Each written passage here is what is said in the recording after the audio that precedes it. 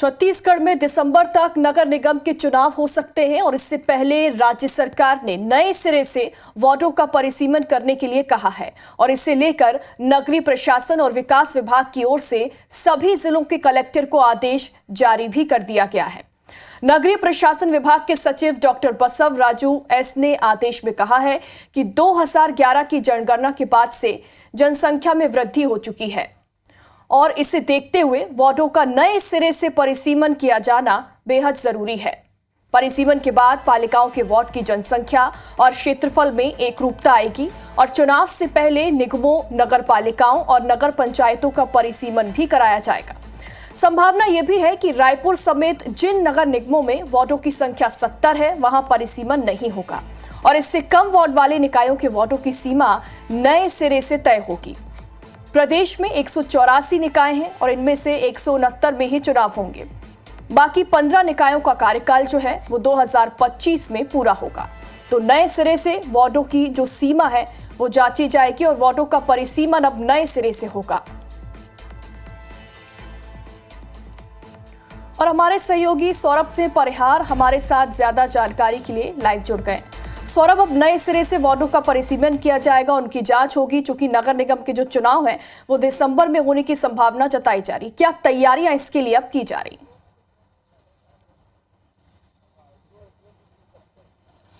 बिल्कुल, देखिए, छत्तीसगढ़ में विधानसभा, लोकसभा, अब इसके बाद नगरीय निकाय चुनाव होना है और इसके लिए नगरीय प्रशासन विभाग की पूरी तैयारी हो गई है। सभी जो प्रदेश के 184 निकाय है वहां पर परिसीमन का काम शुरू हो चुका है। परिसीमन का अर्थ होता है कि कई वार्डों को छोटा करना या कई वार्डों को बढ़ाना, वहां के मतदाताओं को जो है एक एवरेज लाना। अगर किसी मान लो किसी निकाय की संख्या जो है उसके अनुरूप हो तो उसको बराबर जो है उन वार्डों में देना, ताकि जो है मतदाता रह सके और जो है कोई उस पर विकास को लेकर जो है अवरुद्ध ना हो। तो इसीलिए नगरीय निकाय ने व्यवस्था कर दी है। प्रदेश में कुल 184 निकाय है जहां पर चुनाव होने हैं। इस साल के अंत तक जो है दिसंबर तक चुनाव होने हैं।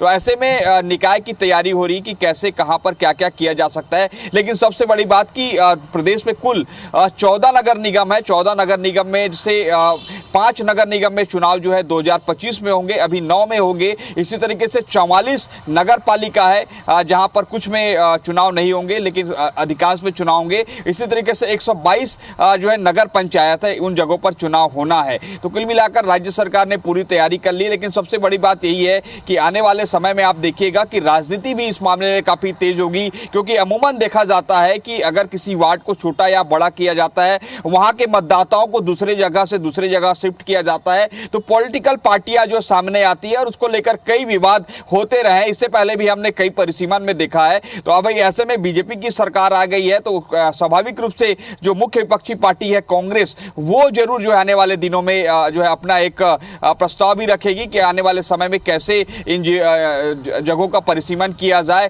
चूंकि ये देखा जाता है कि कहीं किसी पार्टियों को लाभ ना मिले, ये बात जो है जरूर देखा जाता है। और ये भी कहा जाता है कि राजनीतिक पार्टियां अपने लाभ के लिए जो है वार्ड को छोटा या बड़ा करते हैं, मतलब आवेदन देते हैं संबंधित जो भी नगरीय प्रशासन है उसको, उसके आधार पर भी जो है मतदाताओं को जो है जोड़ा या घटाया जा सकता है, हटाया जाता है। तो ऐसे में नगरीय निकाय चुनाव की तैयारियां पूरी है और निश्चित रूप से आने वाले समय में जब देखिएगा परिसीमन का काम शुरू होगा तब जो है कई पॉलिटिकल पार्टियां विवाद की स्थिति में लाएंगी। और ऐसे में हालांकि इसका एक क्राइटेरिया है कि किस हिसाब से वार्ड जो है निर्मित किए जाएंगे, तो उस क्राइटेरिया के अनुरूप जो है नगरीय प्रशासन विभाग के द्वारा काम किया जाएगा।